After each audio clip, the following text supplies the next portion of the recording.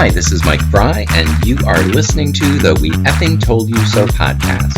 Today is April 18, 2025, and today's edition is This Shouldn't Be Us. Sadly, it seems to be. There's been a lot of outrage about the U.S. regime shipping people to a horrific concentration camp in El Salvador, but not nearly enough. In the story about Kilmar Abrego Garcia, there's a lot to be outraged about, and it exposes truths about the situation in the United States that any American should be deeply ashamed of.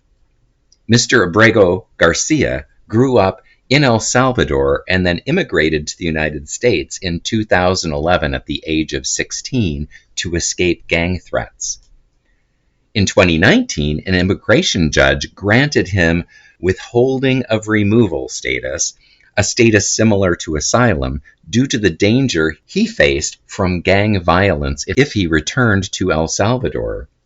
This means that he, the husband of a U.S. citizen and a father of 3 children, was legally living and working in the United States when he was illegally abducted and then illegally sent to a concentration camp in El Salvador. Not only did Abrego Garcia have a clean record, he was cooperating with ICE officials regarding his annual check-ins.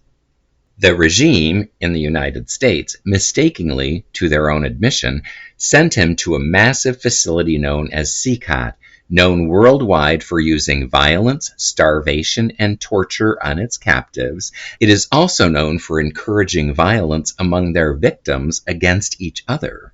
An immigration court had previously ordered that Abrego Garcia not be deported to El Salvador because he faced danger from violent gangs there. In shipping him to this hellhole, the USA violated countless laws as well as this prior court order. The case of this innocent husband and father being shipped off to this death camp is just one of at least hundreds of other similar cases where others have been victimized in similar ways and sent to this same place.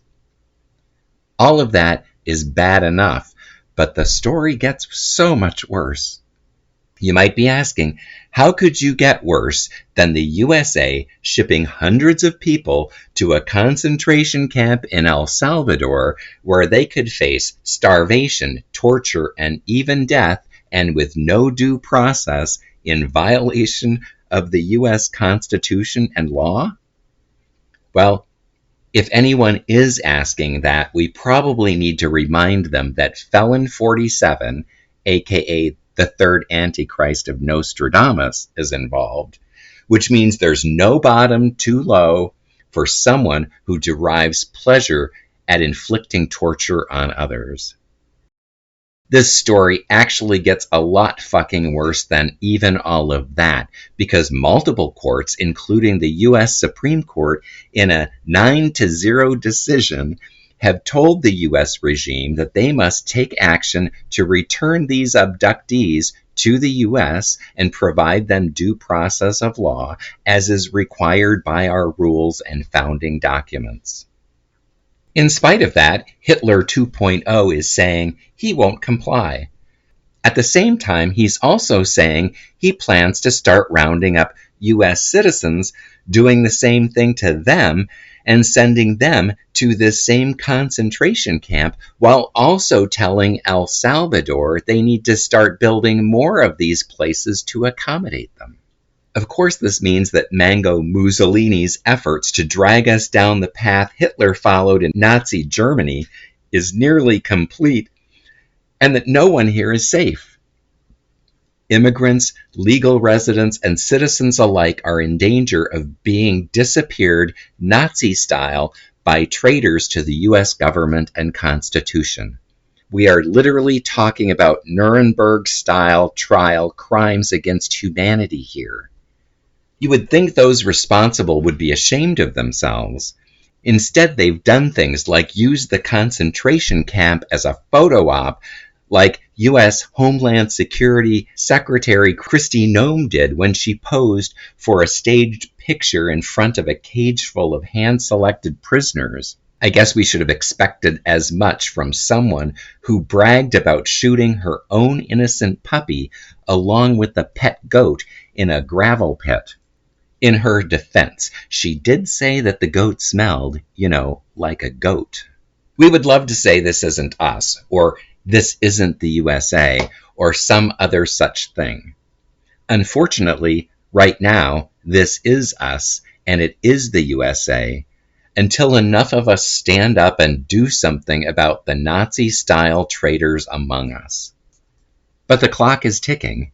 You, your spouse, your parent or child could be the next one on the train. Plane. As for us, one of the things that we're doing is joining as many protests as possible. They're going on everywhere. We'll be out on the streets tomorrow, Saturday, April 19, with hundreds of thousands of other Americans, if not millions of them, to make our voices heard. We hope you'll join us at a protest near you. There are hundreds or thousands of them. If you do, you will find scores of patriotic, democracy-loving citizens who are kindred spirits and who will lift their voices and demand justice and accountability for those responsible. When you do, you will feel good, you will feel less helpless, and we will say, "We fucking told you so." So get out there and just do it.